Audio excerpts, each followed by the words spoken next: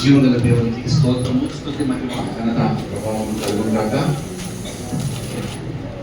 2026వ సంవత్సరము 2 మాసములు దేవుడు తన కృపా కనికరముతో కాచి కాపాడి సజీవులలో మనను బ్రతికించి 3వ మాసము మొదటి దినము పునరుత్థాన పరిశుద్ధ పండుగ దినమందు దేవుడు మనల్ని చేసి విధానం చేయి. దేవునికి స్తోత్రము, స్తుతి, మహిమ కలుగును గాక. వాక్యం సమయంలో అందరూ కూడా సిద్ధంగా ఉండి దేవుని వాక్యాన్ని ధ్యానించటకు పరిశుద్ధాత్మ దేవుడు నీతో నాతో మనందరితో ఆయన మాట్లాడటకు సిద్ధంగా ఉండగా, ప్రభువా నాకు వినగలిగే చెవిని గ్రహించగలిగే మనసు నాకు దయచేయ్యా అని మనం దేవుని వేడుకుందాం. దేవుని యొక్క కృపాసనము కరుణాపీఠ మీద మనము మన యొక్క తలలు ఉంచుకొని ఇంతవరకు జరిగిన శ్రేష్టమైన ఆరాధనకై దేవునికి స్తోత్రాలు చెల్లిస్తూ ఈ సమయంలో హృదయము నేల వలె కఠినంగా ఉండగా ఇంతవరకు జరిగిన ఆరాధన ద్వారా ప్రవచన వచనం వల్ల ద్వారా దేవుడు దురినాడు. కాబట్టి మెత్తని హృదయంలో వాక్యమని విత్తనము దేవుడు మాటకు మంచి నేల పడిన విత్తనం వల్లే వాక్యము నుంచి అభివృద్ధి పొందుటకు నిత్య జీవానికి వారసులవుటకు దేవుడు మనకు సహాయం చేయటకు దయచేసి అందరూ కూడా ఆయన కృపాసనము చేరుకొని ప్రార్థన చేసుకుందాం. చిన్న ప్రార్థన, మౌనంగా ఉండి ఒక చిన్న మనవి.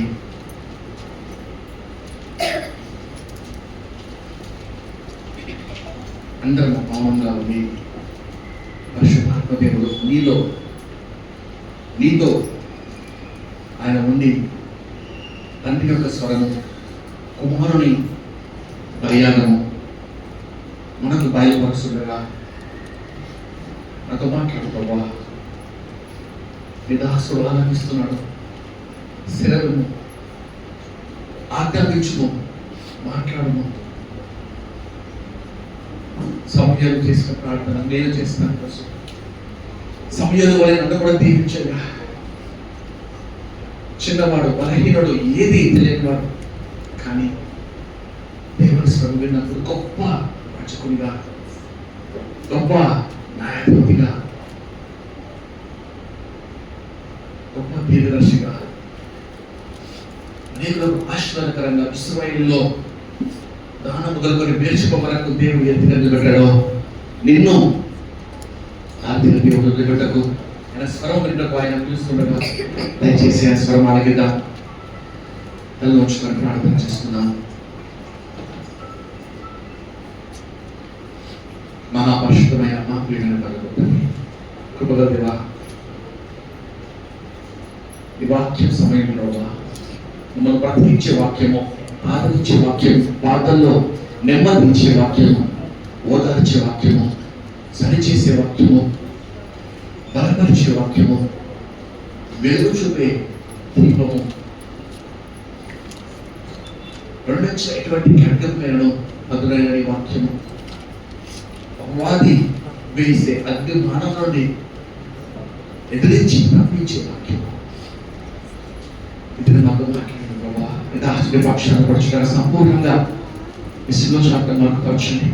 మీరు మాట్లాడి ఏ ఒక్కరు వచ్చిన స్థితిలో ఉండకుండా ఖాళీ హృదయాలతో ఆకలితో వెళ్ళకుండా ప్రతి ఒక్కరిని తృప్తిపరిచి, ప్రతి ఒక్కరిని ఆదరించి, ధైర్యపరిచి ఈ యొక్క పరలోక రాజ్యం వారసులకు సిద్ధపరచమని, ప్రతి కఠిన హృదయాన్ని మాంసపుడిగా మార్చమని, నేను ఆయన స్వరం మీరు వినలేదా హృదయం కఠినపరచుకోకుండా మెత్తని హృదయముతో ఆయన వాక్యము హృదయం అనే పలకపైన రాసుకుంటకు, దానికి స్పందించటకు, వాక్యానికి లోబడి రక్షణ పొందుటకు, రక్షణ పొందిన వారు ఏదైనా పాపంలో చిక్కుబడి ఉంటే విడుదల పొంది తిరిగి తమ జీవితాల్లో పునఃసమర్పణ ఇడెడికేట్ చేసుకుంటకు, విశ్వాసంలో ముందుకు సాగేవారు ఇంకా లోతైన అనుభవంలోకి ముందుకు వెళ్ళటకు ప్రభావం సిద్ధపరచండి. పరిశుద్ధాత్మని ప్రతి ఒక్కరిని మీరు ఆవరింపజేసి, పరిశుద్ధాత్మ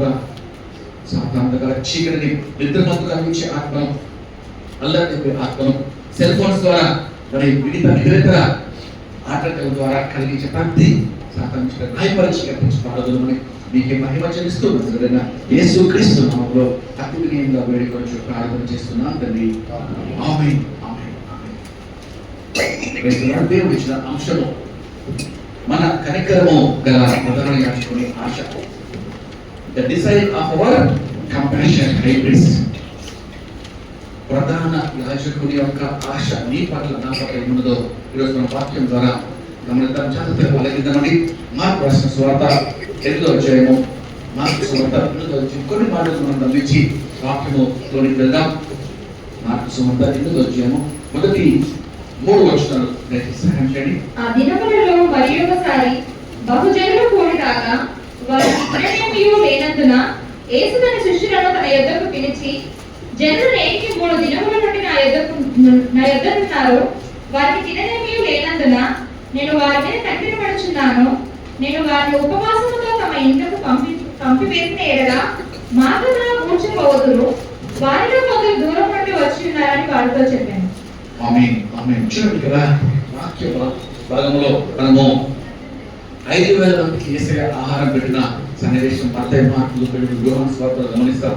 ఇక్కడ మనం గమనిస్తుంటే బహుజన సమూహము ఆయన యొద్దకు రాగా వారు అందరూ కూడా ఆయన యొక్క చెప్పే వాక్యం ఆలకిస్తూ, దేవుని వాక్యము జీవాహారం కదండి. 3 దినములు ఆయన వాక్యము వింటూ దివారాత్రులు ఆయన సన్నిధిలో అనగా ఒక పెద్ద కన్వెన్షన్స్ అవుతాయి, పెద్ద మీటింగ్స్ అవుతున్నాయి. వారు ఆయన వాక్యం వింటున్నారు, విని ఆలకిస్తున్నారు. దేవుని వాక్యం వారిని బ్రతికిస్తా ఉంది. ఆ 3 దినములకు వారు తెచ్చుకున్న బాక్సెస్, టిఫిన్స్ అన్ని కూడా అయిపోయాయి. 3 దినాలు చక్కగా వారు ఆనందిస్తూ వారి యొక్క ఆహారం వారు భుజిస్తూ మరి దేవుని వాక్యాన్ని వారు వింటూ ఉన్న పరిస్థితి. అయితే 3 దినములు గడిచిపోయాయి. ఆ సాయంకాల సమయంలో మనకి వాక్యం గమనిస్తుంటే జనములు చూడండి ఇక్కడ 3 దినములు నుండి నా యొద్ద ఉన్నారు. యేసయ్య మనము గమనిస్తూ వారిని చూస్తున్నాడు. జనసమూహంలో ఆయన చూస్తూ ఆయన వారి పట్ల కనికరము కలిగి, డీప్ కంపాషన్, అత్యంత కనికరముతో ఆయన చెప్పే మాట ఏంటంటే, ఇక 3 దినాలు గడిచాయి, వారు తమ ఇంటికి వెళ్ళే సమయం ఆసనం అయింది. అయితే వారు 3 దినాలు నాతో పాటే ఉన్నారు. అయితే ఇప్పుడు వారు తమ ఇంటికి బయలుదేరే సమయం అయింది. ఫస్ట్ పాయింట్ మనం గమనిస్తుంటే ఆయనకు మన పట్ల ఆలోచన కలిగి ఉన్నది. మరి ఆ నెక్స్ట్ వర్స్ లో చూస్తుంటే వారికి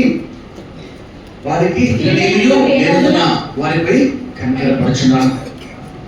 దేవుడు కేవలము మన యొక్క ఆత్మీయ స్థితిని బలపరచుటకు, లేక మన సూచక్రియలు అద్భుత కదా అద్భుత కార్యాలు ఏ స్వరూపంలో మార్చడం మాత్రమే కాదండి. He knows the needs of our stomach.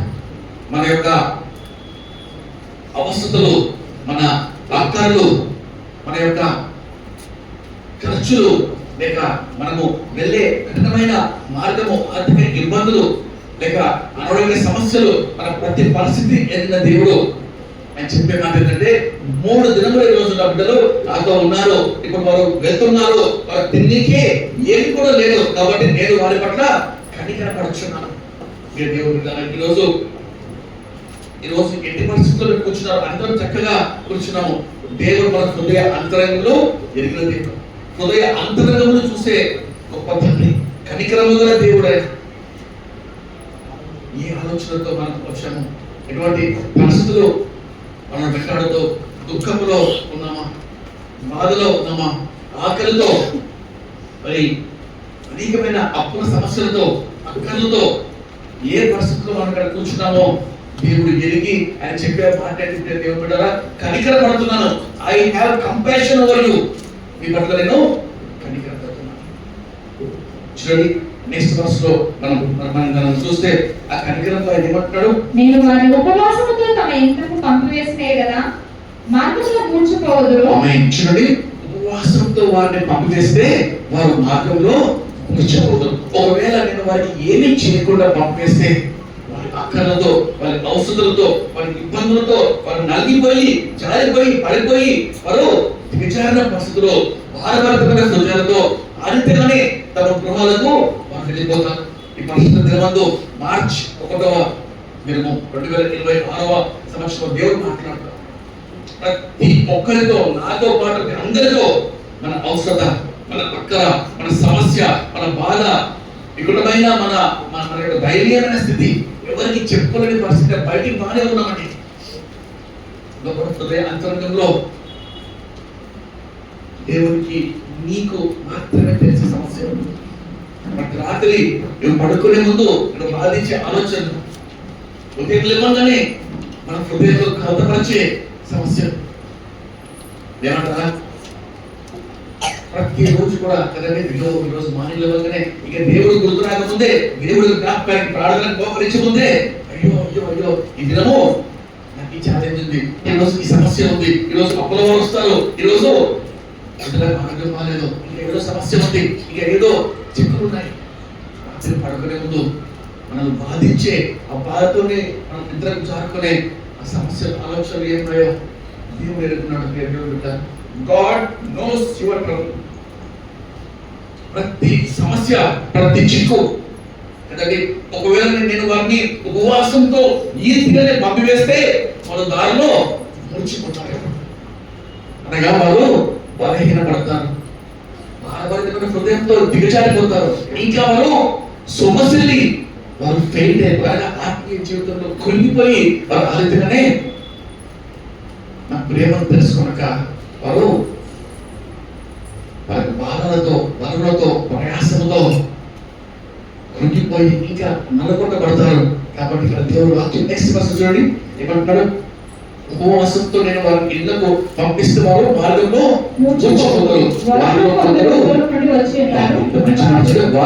వారిలో కొందరు వచ్చినారు కదా. ఇంకా ఎక్కువ సమస్య, కొంతమంది సమస్యలు కొన్నే ఉన్నాయండి.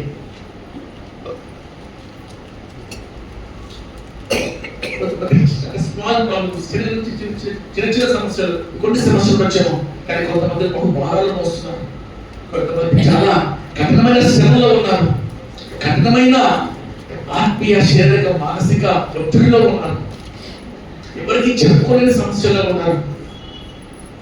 మనుషులు పైన లక్ష్య పెట్టారు, కానీ దేవుడు హృదయ అంతరంగంలో లక్ష్య పెడతారు. కాబట్టి దేవుడు చెప్పే మాట, వారు బహు దూరం నుండి వచ్చి ఉన్నారు, ఎంతో శ్రమతో ఆ పరిశుద్ధ ఆలయానికి వచ్చి ఉన్నారు, ఎంతో బాధతో. వారు ఒకవేళ ఆలయానికి వారిని పంపివేస్తే ఎంతో దూరం నుంచి వచ్చిన వారు ఇంకా సమస్యలు, ఇంకా వారు బాధలో నలిగి ఉంటారు. కాబట్టి నీ ప్రయాస, నీ దూరము, ఎంత శ్రమతో పరిశుద్ధ ఆలయానికి వస్తున్నామో, ఎంత బాధ కఠిన శ్రమలతో దేవుని యొక్క స్వరం వినటకు, లేక దేవుడి ద్వారా మేలు పొందుటకు వచ్చావో, గాడ్ నోస్ యువర్ హార్ట్. దేవునికి నీ యొక్క హృదయం, నీ అంతరంగ వేదన, ప్రతి సమస్య, ప్రతి ఆలోచన ఆయనకు తెలుసు. అందుకే ఆయన ఈరోజు దేవుడు ఇచ్చిన ఈ యొక్క అంశము కనికరము గల ప్రధాన యాజకుడు. అనేక మనం మానవులుగా ఉన్నాం కాబట్టి బలహీనమే, పడిపోవారనే, కృంగిపోయి కృషించుకో వారనే, ఎంత వాక్యప్లోతుల్లో ఉన్నా సహజంగా ఒత్తిడి వల్ల చాలాసార్లు పడిపోతూ ఉంటాం. కానీ దేవుడు వాక్యం జరుగుతుంది, మన స్టాండ్ ఎక్కడ అంటే ఎన్నిసార్లు పడినను అన్నిసార్లు వెంటనే చేస్తాను. యోబు రాసిన ఆ గ్రంథంలో 6 బాధలు చూడండి. ఇక్కడ యోబు రాసిన ఒక మాట చూపిస్తాను. యోబు రాసిన గ్రంథంలో 6వ అధ్యాయము 5వ అధ్యాయము 19వ వచనం. 6 బాధల నుండి ఆయన నిన్ను విడిపించెను, 7 బాధలు కలిగినను నీకు ఏ కీడును తగలదు. ఆమేన్, ఆమేన్. 6 బాధలు, 6 అనే సంఖ్య ఏంటండి? The number represents man. 6వ దినం దేవుడు మనిషిని సృష్టించాడు. అంటే మనుషులకు కలిగిన బాధలన్నీ నీకు కలిగినను ఆయన నిన్ను విడిపిస్తాడు. ఎందుకంటే నీ ఆశ్రయము ఆయనే, యేసయ్య నీ ఆశ్రయము, ఆయన నీ కోట, ఆయన నీ ఆదరణ, నీ క్షేమాధారము నిద్రట ఆయన. కాబట్టి ఆయన విడిపిస్తాడు. 7 బాధలు కలిగినను నీకు ఏ కీడు రాదు. 7 బాధలు, 7 అంటే సంపూర్ణత కదా. అంటే బాధలన్నీ ప్రపంచంలో మానవునికి రావాల్సిన ఏ బాధ వచ్చినా ఇక్కడ వాక్యంలో దేవుడు నీకు ఏ కీడు రాదు. అది నీ ధైర్యమా కదా, అది మన నిరీక్షణ, దట్ ఇస్ అవర్ స్టాండ్. మనం నిలబడే స్థిరమైన పునాది ఏది అంటే ఏడు బాధలు కలిగిన మనకు ఏ కీడు రాదు. కొంతమంది కృంగిపోయినారు ఇక్కడ, అయ్యా మా ఇల్లు కోర్టులో ఉంది, నోటీస్ వస్తా ఉంది, ఖాళీ చేయమంటున్నారు, బిల్డర్ మమ్మల్ని మోసగించారు. ఇంకొక ఇష్యూ సమస్య, కొంతమంది విపరీతమైన సమస్యలతో, క్యాన్సర్ బాధలతో, ఇంకా వివిధ రకమైన సమస్యలతో ఉన్నారు. బాహ్యం కనపడే బాధలు కొంతమందికి అయితే, కొంతమందికి మానసిక బాధలు, కొంతమంది కుటుంబంలో సమస్యలు, కొంతమందికి చెప్పుకోలేని సమస్యలు. ఈరోజు ఎటువంటి సమస్యతో నేనున్నా బిడ్డ, నీకు ఏ కీడు రాదు, అపాయం ఏమీ రాదు, ఏ దిగులు నీకు రాను. సరిపించుకోండి. నెక్స్ట్ మంత్ చూస్తే క్షామకాలమున మరణం నుండి యుద్ధమున ఖడ్గబలం నుండి ఆయన తప్పించును. ఆమేన్. క్షామకాలమున మరణము నుండి యుద్ధము నుండి ఖడ్గం నుండి ఆయనను తప్పించును. నోటి మాటల చేత కలుగు నొప్పి నీకు తగలకుండా ఆయనను. నోటి మాట ద్వారా కలుగు నొప్పి ఎంతమందికి అయిందండి? నోటి మాట ద్వారా కలిగే నొప్పి కత్తిపోటువంటి మాటలు కలవు. కలిగంతో గొడవక్కర్లేదు, మాట చాలు.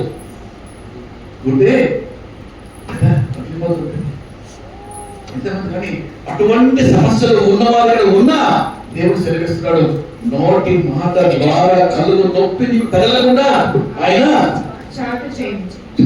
అంటే అర్థం ఏంటండి? ఈ పక్కనే కరోనా పేషెంట్ ఉన్నాడు. ఒక రాత్రి ఒక వేదికపై ప్రసంగిస్తూ ఉన్నాం. నాకు అప్పటికే కోవిడ్ ఉంది. దాసు నా పక్కన ఉన్నాడు. ఆ రోజు చక్కని పండుగ రోజు తెలియదు. వెళ్ళి అతన్ని హత్తుకున్నాము. ఇద్దరు హత్తుకొని అయ్యా happy new year, happy Christmas అని చెప్పుకొని ఇంటికి వెళ్ళాక తెలిసిందా ఆ సోదరి, ఆ మాస్టర్ గారికి ఈ మాస్టర్ తెలిసింది. అప్పటి నుంచి ఆయన నోటి మాట పడిపోయింది. ఫోన్ ఎత్తలేదు, మాట్లాడలేదు. ఏంటి పరిస్థితి? తర్వాత మళ్ళీ కనుకుంటే తెలిసింది ఆ సోదరు చాలా భయపడి ఆందోళన పడి, జ్వరం కూడా వచ్చిన సోదరునికి కోవిడ్ రాలేదు పాపం. కానీ భయానికి జ్వరం వచ్చి మాత్రం లేవు. ఏంటి మాస్టర్ బాగాలేమన్నారు కదా అంటే చూడండి, అటువంటి పరిస్థితి దేవుడు మనకు ఎంతో కాలం అంటే మనము ఆ పరిస్థితిలో ఉన్నను అపాయం రాదు. అత్యంత టచ్ ఎందుకనగా దాటిపోతాయి. ఈ పక్కనే సమస్య ఉంటుంది, ఈ పక్కనే బాధ ఉంటుంది. కొంతమంది పేషెంట్స్ దగ్గరికి వెళ్ళి ప్రార్థిస్తుంటాం. నేను మన కృష్ణ దగ్గరికి వెళ్ళాను. ప్రార్థిస్తున్నప్పుడు ఎన్నో నాకు వస్తాయి ఆశన్స్. వెళ్ళినప్పుడు మాస్క్ వేసుకోవాలి, చేతి గ్లౌజులు వేసుకోవాలి, దూరం నుండి ప్రార్థన చేయాలి. దేవుడు వాక్యం చదివిస్తుంది, వారిని హత్తుకోవాలి, వారిని చేయబట్టుకోవాలి. వాళ్ళము దగ్గరకు వచ్చి అయ్యా అక్కడ ప్రార్థన చేయాలి, తల వచ్చినాం ప్రార్థన చేస్తాం. తర్వాత ఇంకా ఒక రూమ్ లో తిరుగుతాం. ఒక చిన్న గది, ఇంతే రూమ్ తల ఉంటుంది కదా. ఆ రూమ్ లో ఆ గవర్నర్స్ పడుకున్నాడు. ఫీవరు, ఫుల్ మాంసం తెలుసండి, చాలా గాలికి వచ్చేస్తుంది. పక్కన కూర్చొని ప్రార్థన చేసి నూనె మొత్తం రాసి వచ్చి ఎంతో తర్వాత తెలిసింది. నాకేం అందరం లేకుండా దేవుడు కృప ఇచ్చారు. కానీ అయ్యో ఏమవుతుందో మీకేమవుతుందో ఏమీ కాదు, దేవుడు దాటిస్తాడు. దేవుడు అటువంటి మనకు నోటి మాటల ద్వారా వచ్చు బాధ నుండి, కలహం నుండి, లేక సమస్య నుండి దేవుడు God will escape you. అనగా నీవు చక్కగా ఏది కాదంటే దుక్కుకొని ముందుకెళ్ళిపోతావు. దేవుడు నీకు అప్డేషన్ పని నమ్మకంగా నెరవేరుస్తావు. వారు దేవుని కృపను బట్టి స్వస్థత వారు పొంది సాక్ష్యాలు కారణం లేదో దేవుడు స్వస్థత వరాలించడం కాదు, ప్రేమ కదండి. ప్రేమ కన్నా గొప్ప వరం అనబడి లేనే లేదు. ఇతరులను ప్రేమించండి, దేవుని ప్రేమతో ప్రేమించండి. దేవుని ప్రేమతో వారికి మీ జీవితం నుంచి సహాయం చేయండి. ఎటువంటి కఠిన పరిస్థితుల వాళ్ళైనా వచ్చేస్తారు, లేచి బాగవుతారు. దేవుడు అనుభవ ఇక్కడ మనం గమనిస్తుంటే కనికరం గల ప్రధాన యాజకుడు మనకు ఉన్నాడు. కాబట్టి ఆయన వాళ్ళు కాపాడే దేవుడు. అందుకే మనకు వాక్యంలో మాట్లాడుతుందని మనము ఎబ్రీలకు మనము 4వ అధ్యాయం 4 2 చూస్తున్నాం. ఎబ్రీలకు రాసిన పత్రిక 2వ అధ్యాయం 17వ వచనం. ఒకసారి త్వరగా మనము వాక్యం విందాం. కావున ప్రజలు పాపములకు పరిహారం కలుగజేయుటకై దేవుని సంబంధమైన కార్యములలో కనికరమును నమ్మకమును గల ప్రధాన యాజకుడు నిమిత్తము అన్ని విషయములలో ఆయన తన సహోదరుల వంటి వాడు కావాల్సి వచ్చింది. ఆమేన్. తాను శోధింపబడి శ్రమ పొందలు గనక శోధింపబడిన వారికి సహాయం చేయగలవాడై ఉన్నాడు.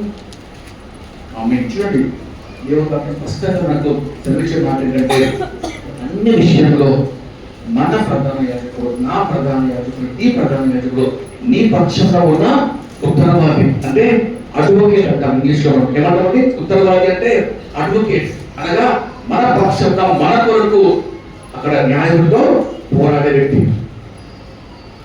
ఆయన అన్ని విషయాల్లో మన వంటి వాడై ఉన్నాడు. యేసుక్రీస్తు యొక్క గొప్పతనం ఏంటి అంటే ఆయన 100% గాడ్, 100% మ్యాన్. సంపూర్ణ దేవుడు, సంపూర్ణ మానవుడు.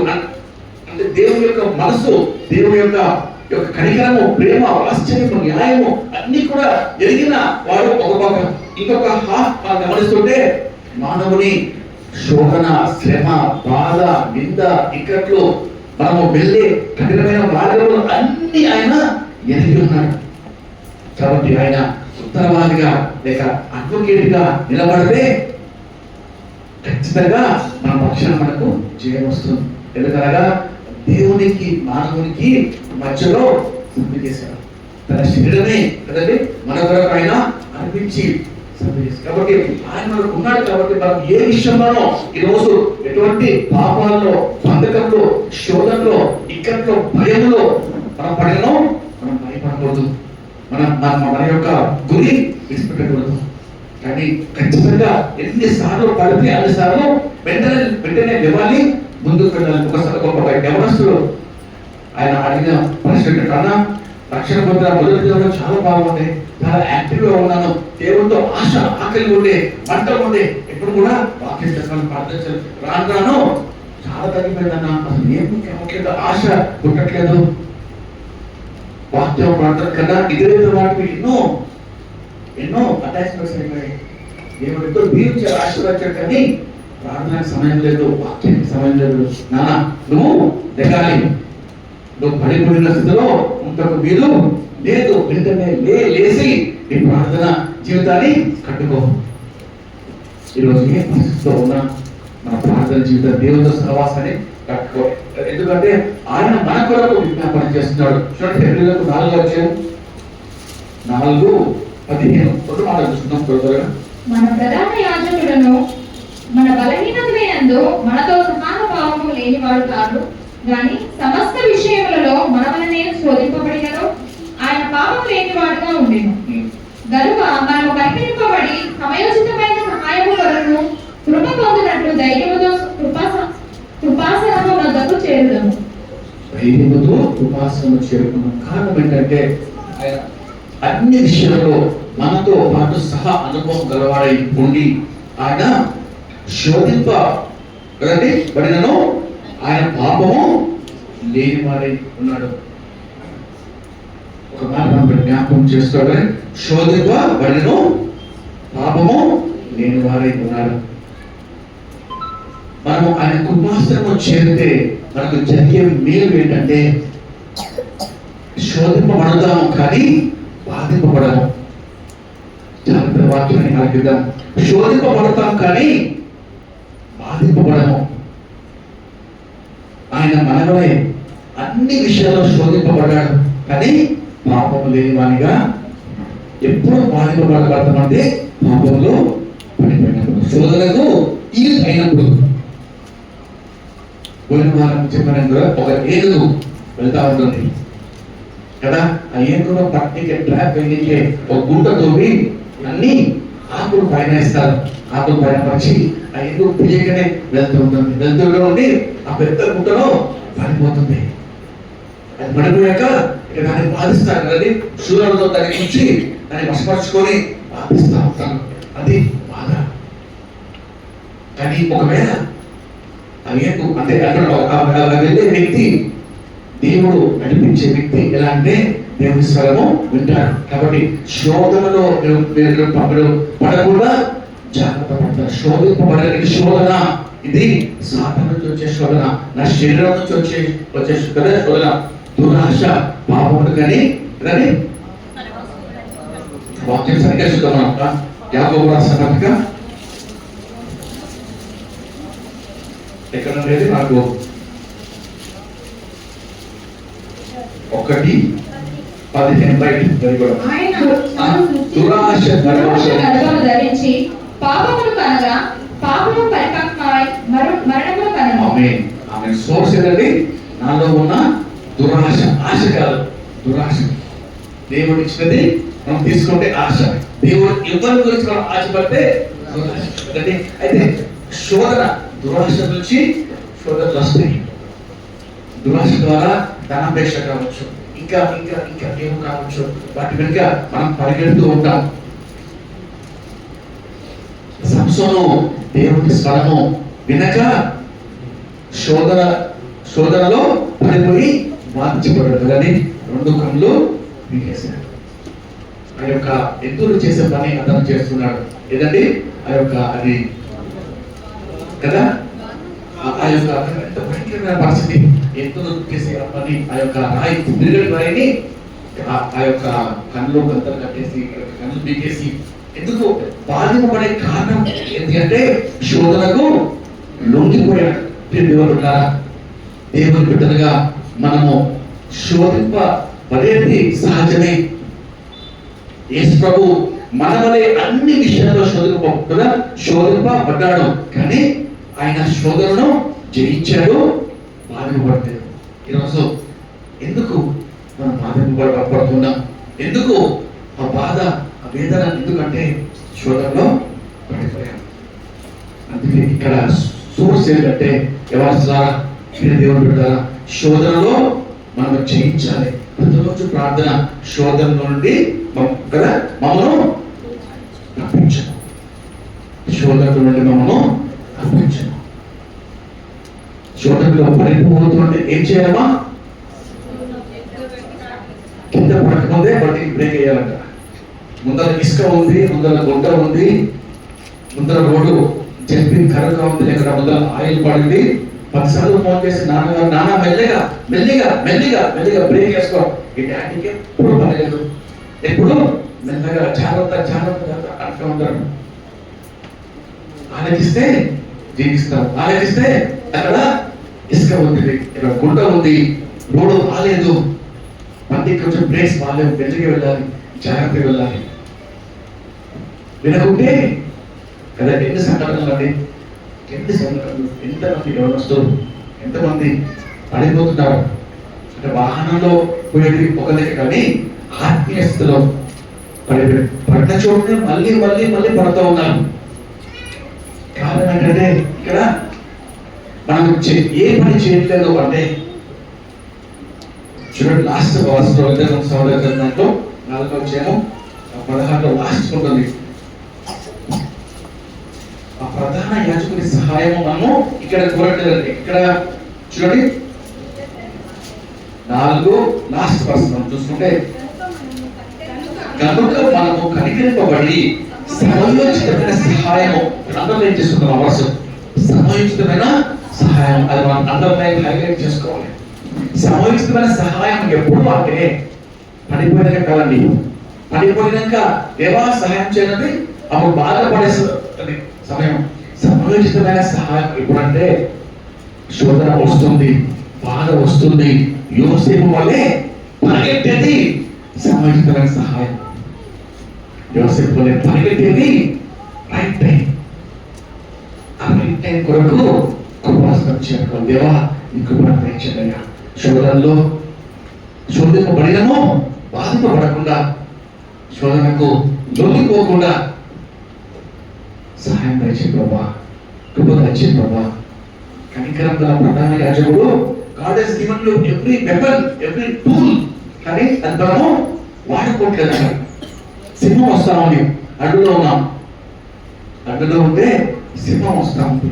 ఎగ్జాంపుల్ ఎల్లుబాటు ఇంకేదో మృగం వస్తూ ఉంది, చేతిలో మంచి ఒక గన్ ఉంది మన దగ్గర, AK-47 గన్ ఉంది. సింహం ముందుకు వస్తుంటే ఏం చేయాలి? కానీ అతుపాలతోటి దాన్ని చూపించినప్పుడు పారిపోతున్నాము. కానీ అయ్యో అయ్యో అయ్యో అని చెప్పి భయపడితే అది మీదకి వచ్చేస్తుంది. శోధన వస్తుంది.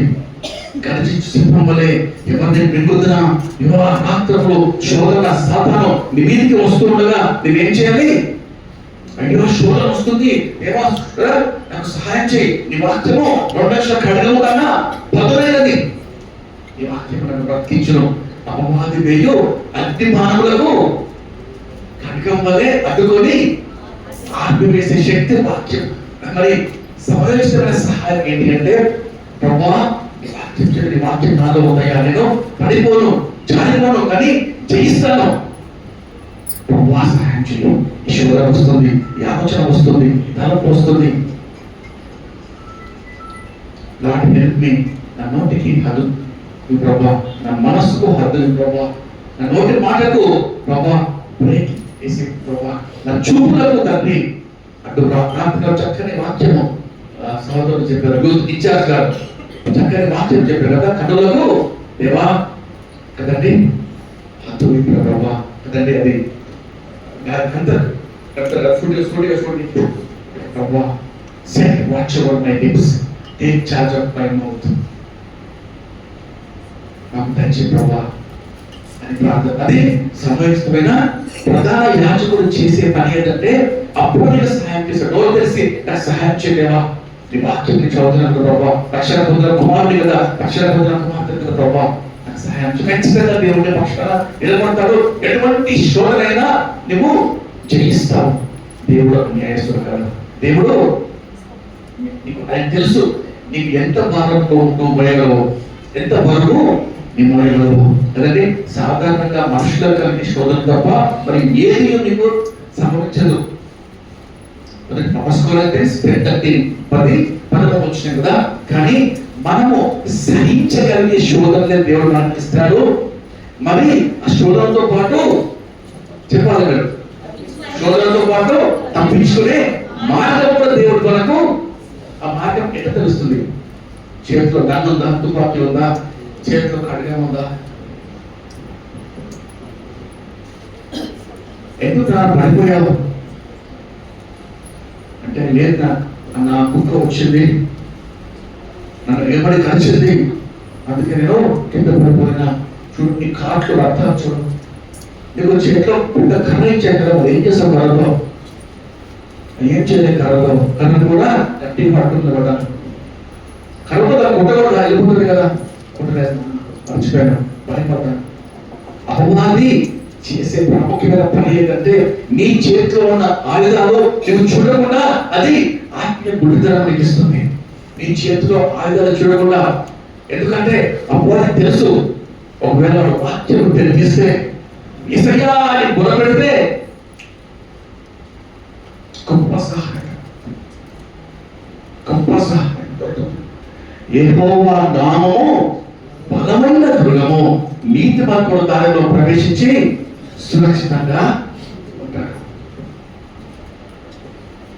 అపవాది భయపడేది ఎవరికి అంటే, మనస్ఫూర్తిగా యేసయ్యా అని బుర్రపెట్టి ప్రార్థించే వారికి అపవాది కరకరగా వణికిపోతాడు. చాలా మంది తెలియక తెలిసి అసహాయం వాళ్ళ కారణం ఏంటంటే, వాక్యాన్ని చెప్పారు కాబట్టి.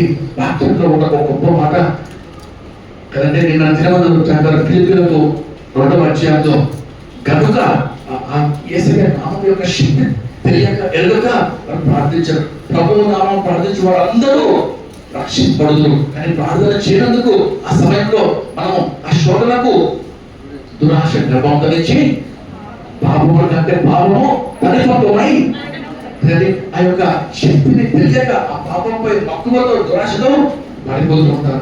చూడండి ఫిలిప్పీయులకు 2 మనకి దేవుడు ఇచ్చిన గొప్ప నామం ఏంటంటే 2:9. అందుచేతను పరలోకం ఉన్న వారిలో గాని, భూమి మీద ఉన్న వారిలో గాని, భూమి క్రింద ఉన్న వారిలో గాని ప్రతివారి మోకాలను యేసునామమున వంగునట్లును, ప్రతివారి నాలుకయు తండ్రి అయిన దేవుని మహిమార్థమై యేసుక్రీస్తు ప్రభువును ఒప్పుకొనున్నట్లును దేవుడు ఆయనను అధికముగా హెచ్చించి ప్రతి నామమునకు పైనామమును ఆయనను అనుగ్రహించాడు. ఆమేన్. ప్రతి నామమునకు పైనామం. చూడండి, ప్రతి నామం పైనామం, ప్రతి మోకాలు వంగును గాక, ప్రతి నాలుక యేసు ప్రభువును ఒప్పుకొను గాక. ఆకాశము కింద మరి ఏ నామంలో కూడా నాకు రక్షణ లేదు, కానీ నువ్వు ఎప్పుడైతే యేసయ్యా నాకు సహాయం చేయి, ఆయన కృపాసనం చేరుకుంటావో, కరుణాపీఠము చేరుకుంటావో, ఖచ్చితంగా దేవుడు సహాయం. అపోస్తల కార్యము 4:12 చూస్తుంటే ఆకాశం కింద ఇవ్వబడిన మరి ఏ నామంలో కూడా రక్షణ లేదు, కానీ చూడండి ఈ నామముననే మనము రక్షణ పొందవలెను, కానీ ఆకాశం కింద మనుషులు ఇవ్వబడిన మరి ఏ నామంలో కూడా రక్షణ అంటే కేవలం ఆత్మీయ రక్షణ కాదండి. ప్రతి రక్షణ, every trouble you face you will be saved. ఎట్లా?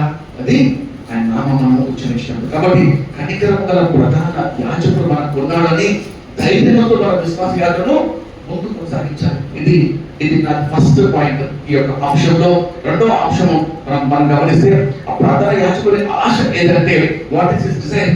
ఫస్ట్ పాయింట్ ఏంటంటే, ప్రతిసారి కదా మనం తెలుసుకోవాలి, ఆయన నా ప్రతి అవసరత అక్కడ ఎదిగిన దేవుడు, నా కొరకైనా సమస్తము అర్పించిన దేవుడు, తన కుమారుణ్ణి బలి అర్పించిన ఆ తండ్రి నీకు ఏదైనా చేయటము వెనుకంచలేడు. ఎవ్రీథింగ్ రోమిలకు 8:32 కదా, సమస్తము నీ కొరకు ఆయన చేస్తాడు, చేస్తాడు. కాబట్టి మనము ఆయన దగ్గరికి చేరుకోవాలి. సమయోచితమైన సహాయం కొరకు ఆయన కృపాసనము ఎప్పుడు మన కొరకు తెలిసే ఉందమ్మా. ఎప్పుడు పోయబడలేదు. మనం పాపము చేస్తున్నాం, పాపంతో పడిపోయాము, 7 మార్లు పాపం చేస్తున్నాం, ఆయన కృపాసనం మాత్రం తెలిసే ఉంది. సాధారణ చెప్తాడు, అబద్ధము, నువ్వు చాలా పాపం చేశావు, దేవుడి ప్రార్థన ఆలకించడు. వాడు అబద్ధికుడు, అబద్ధానికి జనకుడు. వాడు చెప్పే మాట ఏంటంటే, ఈ ప్రార్థన దేవుడిగా వినడు. నువ్వు దేవునికి దూరమైపోయావు, దేవుడిని చెయ్యి విడిచిపెట్టాడు. అబద్ధం. ఎన్నటికీ దేవుడిని చెయ్యి విడిచిపెట్టాడు. ఏ పరిస్థితిలో ఉన్నా ఆయన కృపాసనం నీ కొరకు తెచ్చుకుంది. ఎవరు అటువంటి సాధారణ మాటలు విని కొంతమంది ఇంకా పలికిన పరిస్థితులు, ఇంకా దుర్వ్యసనాలకు, డ్రగ్స్ కు, మత్తుమందులకు, ఈ యొక్క రోడ్ బ్లాక్స్ అనే గేమ్స్ కు, ఇంకా వ్యర్థమైన బ్లూ మోషన్ ఏదో గేమ్స్ అంటే అన్ని కూడా ఇవన్నీ పిచ్చలైపోతున్నారు ప్రజలు. దుర్వ్యసనాలకు, త్రాగులు, అన్నిటికీ అర్థమైంది ఆత్మహత్య. సాధారణ ఇష్టపడేది, సాధారణ కోరుకునేది ఒక వ్యక్తి ఆత్మహత్య చేసుకొని తన యుద్ధకు చేరుకోవాలి. తన గమ్యము వాటి గమ్యం ఒకటే. కాబట్టి లేదండి, కృపాసనం సమయోచితమైన జ్ఞానము సహాయం కొరకు ఆయన కృపాసనం చేరుకోవాలి. ఈరోజు ఏ పరిస్థితిలో ఉన్నప్పుడు దేవుడు రక్షణ పొందకుండా అడ్డంకులు ఎవరు ఉంటే దేవుడు మాట్లాడుతున్నాడు. ఆయన కృపాసనము మీకు తెరవబడి ఉన్నది. The throne of grace is open for you. ప్రతి ఒక్కరు ఆయన తండ్రి అబ్బా మనం ఎత్తిగా పిలుస్తామని, మనకు దేవునికి మధ్యలో ఉన్న కనెక్షన్ ఏది అంటే మనలో ఉన్న ఆత్మ కదండి. నాలో ఉన్న ఆత్మ ద్వారా నేను ఆయనను అబ్బా తండ్రి అని మొదలుపెట్టాను. అబ్బా అనే మాటకు అర్థం తెలుగులో డాడీ. ఏదండి? ఉదయం చేసిన కుమారుడు ఫాదర్ అని చెప్పి అన్నాడు. ఏమంటారు? ఫాదర్ గేమ్ పేరు అంటారా? ఏమంటండి? డాడీ నాకు పెట్టేది, డాడీ నాకు తెలియదు, డాడీ నాకు తెలియదు, డాడీ చెప్పా. ఎక్కడ ఉన్నా డాడీ. పరిశుద్ధాత్మలో ఉన్నప్పుడు ఆయన మనకిచ్చే బంధము, ఆయనకు ఇచ్చే ధైర్యము, మనం పొందే యొక్క శక్తి, తండ్రి అని పిలిచే ఆ యొక్క కృప పరిశుద్ధాత్మ మనలో ఉన్నాడు. ఆయన స్వరం వింటున్నావా? ఆయన మాటకు చెవికి లోపడుతున్నామా? ఈరోజు కృపాస్తరము యువతకు చేరకుండా వెనుకకు వెళ్ళకండి. దేవుడు మనతో ఆయన మాట్లాడుతూ మనలో ఆయన మన రక్షకు ఆయన మనం ఆహ్వానిస్తుండగా రక్షణ పొందకుండా ఉంటే రక్షణ సిద్ధపడతాం. ఏ ఆటంకం కూడా నేను ఏం చేయలేదు. రక్షణ పొందుటకు దేవుని చిత్తమై ఉన్నది. ఆయన స్వరం విన్నప్పుడు హృదయం కట్టుగా రక్షణ పొందిన వారు లోతైన అనుభవంలోనికి పోయిన వారు మనం కదా మన వాక్యం నేర్చుకున్నాం. యేసుక్రీస్తుతో లోతులోనికి వెళ్ళాలి. మన బాధలు పోవడము నిలబడికి లేదు. చిల్లగలం కానీ, మోకాలు కానీ, మూలం కానీ ఇవన్నీ మనం ఈ లోతుగా ఉన్నప్పుడు మన బాధలు మనల్ని మోస్తాయి. నీళ్ళలో ఉన్నాము, వాటర్లో ఉన్నాం, కానీ మనల్ని నీళ్ళు మోయట్లేదు. నీళ్ళు ఎప్పుడు మోస్తుంది అంటే మిక్కిలి లోతులోకి వెళ్ళినప్పుడు, ఈదే అంత లోతులోకి వెళ్ళినప్పుడు. మన కాలు ఈదినప్పుడు కాలు కింద ఉంటాయండి, భూమి కట్టుకుంటాయా? మన కాలు భూమి కట్టుకునేంత వరకు మన సొంత జ్ఞానము, బలము, ధనము, శక్తి, జీతము, ఐశ్వర్యము, అందము, ఇంకా అనేకమైన వాటిపై ఆధారపడుతున్నాం. కానీ దేవుడు చెప్తున్నాడు, మిక్కిలి లోతులోని బిడ్డ నేను నిన్ను మోస్తాను. మిక్కిలి లోతైన స్థలము నేను నిన్ను మోస్తాను. నీ కష్టాలను మోస్తాను, నీ కన్నీటిని, నీ దుఃఖాన్ని, నీ ఇబ్బందులను, నీ సమస్యలను, నీ కుటుంబ ఆర్థిక ఉద్యోగం ఏమన్నా నేను వస్తాను. I will carry you. మిక్కిలి లోతైన స్థలంలోకి వచ్చావా?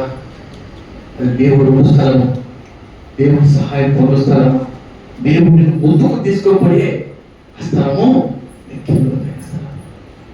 అదే కృపాసనం, అదే కరుణాపీఠము. నా వాక్యంతో ముగిస్తున్నాను. ఇది అంశం ఉండదు, కానీ సమయం బట్టి ఇక్కడ మనం ముగించుకున్నాం. కానీ ఎప్పుడు కూడా రక్షణ పొందిన వారు ఆత్మీయ లోతులోకి వెళ్ళడమే దేవుడి ఇష్టం. మన కాళ్ళ ద్వారా నిలబడే వరకు ఆత్మీయ మన లోతు తాగలేము. దేవుడి యొక్క సంపూర్ణ శక్తిని మనము పొందుకోలేము. మొదలదాకా ఉన్నా కూడా ఇంకా మోకాల ఇంకా కాల పాదాలు తాకి నేలనే ఆధారం చేసుకొని నేలపైనే అట్టుకొని ఉంటాం. నేలకి దేవుడు సాయం చేయడు. దేవుడు చేయాలి అంటే నువ్వు మిక్కిలి లోతు, ఇదే లేదంతా ఇదే లోతు, ఇక నడిచే అప్పుడు దేవుడు నేను ఆయన మోస్తాడు, నేను నడిపిస్తాడు. అనేక ఆశీర్వాదకరంగా, దీనకరంగా కదండి. ఆ యొక్క నది వెళ్ళేది జీవ జలము ఊట. నీవు వెళుతూ అనేకుని నువ్వు తీసుకున్నావు. దేవుడి వాక్యాన్ని తీర్చును గాక. మరి మన కనికరం గల ప్రధాన యాజకుని ఆశ ఈరోజు మనం నెరవేరుతాం. ఆయన మన కొరకు విజ్ఞాపన అంత సమయం లేదు. వచ్చేవారు మనము కొనసాగిద్దాం. అందరం ప్లేస్లో పడదాం. ఆయన కృపాస్థలము, కరుణాపీఠము, కనికరం గల స్థలము, మిక్కిలి లోతైన స్థలము, దేవుడు ఉండు స్థలము. నీ కొరకు ఆయన దివారాత్రములు చేయి చాపి దేవుడు సెలవిస్తున్నాడు. దివారాత్రములు నా చేయి చాపి నా బిడ్డలు ఆయన వద్దకు వస్తాను, నన్ను స్వీకరిస్తాను, నా మాట వింటారు, నన్ను సేవిస్తాను, ప్రేమిస్తారు అని దేవుడు కోరుకుంటుండగా దేవుడి వాక్యాన్ని మనం జ్ఞాపకం చేసుకుని కళ్ళు వచ్చుకున్నాం, ప్రార్థన చేసుకున్నాం.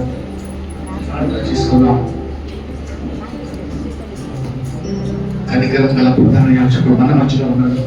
ప్రతి ఒక్కరు నేను ఆహ్వానిస్తున్నాం. మౌనంగా తలవంచుకొని ఆయన కృపాసనం యొక్క మనం సంపూర్ణంగా సాగిలపడి ఆయన సన్నిధిని కోరుకుందాం.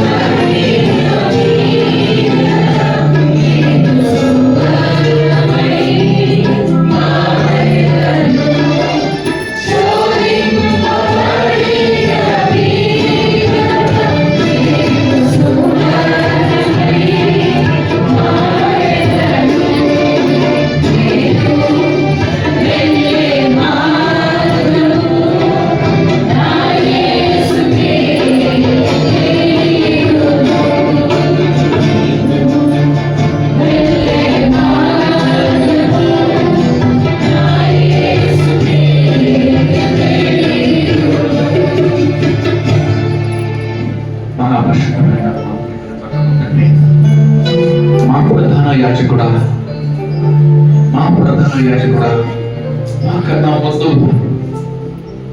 అయ్యా బలియాగం చేస్తూ అక్కడ ముందు అతి పరిశుద్ధ స్థలంలోనికి వెళ్తామయ్యా. అదే కృపాసనము కరుణాపీఠము ఆయన ఇంద్ర ముందు ప్రభా మా పునరాన్ని యాచకుడాన్ని ప్రభాని నామమున ఆ స్థలము చేరుకుంటకు ప్రభా ఈరోజు కనికరం గల దేవుడు అయ్యా. మా ప్రతి పరిస్థితిని, ప్రతి సమస్యను, ప్రతి చిక్కును, ప్రతి ఆందోళన, కలతపరిచే ప్రతి బాధను ఆయన అందరూ చూస్తూ ఉన్నారు. వాగ్దానం చేసిన దేవుడు నమ్మదగిన వాడు. భూమి ఆకాశంలో గతించిపోరు కానీ మీ మాట ఎన్నటికీ గతించిపోదని సెలవిచ్చిన దేవా. 6 బాధలను మిమ్మల్ని విడిపించను, 7 బాధలు కలిగినను ఏ కీడు రాదు. మనుషులు పెట్టు నింద నుండి నేను తప్పించను. నోటి మాటల చేత కలుగు నొప్పిని బాధలను మిమ్మల్ని దాటించను. ఇక ఎన్నెన్నో వాగ్దానంతో ప్రభా శోధన సమయంలో, పడిపోయే సమయంలో దుష్టులు సాతానుడు అపవాది ఆయన దివారాత్రులు గర్జించి సింహం వలె మా వెంట పడుతూ ఉండగా నాయన యోధా గోత్రపు సింహమా నీ వాక్కు నా హృదయంలో వచ్చారు కదా ప్రభా. వాక్యం చేత జయించటకు నిలబడటకు సమయోచితమైన సహాయము నీ కృపాసనతో పొందటకు ప్రతి ఒక్కరిని ప్రభా మీరు మీ కృపాసనతో చేర్చమని మీరు వచ్చినాం. ఎటువంటి బాధల చేత ప్రభా నలుగొట్టబడి దుఃఖపడుతూ ఉన్నామో ఇళ్ళ ప్రభా లేవనెత్తనయ్యా. ఖాళీ హృదయంతో వచ్చినామయ్యా. దుఃఖంతో, బాధతో, కన్నీటితో, ఆందోళనతో, చెప్పుకోలేని సమస్యలతో వచ్చినాము తండ్రి. తృప్తిపరిచి ఆకలి తీర్చి ఆత్మను మాలో నింపి నిలబెట్టి అయ్యా తిరిగి ఈ యొక్క మార్చి మాసం అంతట్లో ప్రభావం జీవితం కలిగి జీవించటము ఆత్మ చేత నడుచుటకు విస్మరణ వినటకు కృప మాకు దయచేయమని వాక్యాన్ని ఆత్మీయంగా పనికొచ్చేమని యేసుక్రీస్తు నామములో అతి వినయంగా వేడుకొని ప్రార్థన చేస్తున్నాం. ఆమేన్.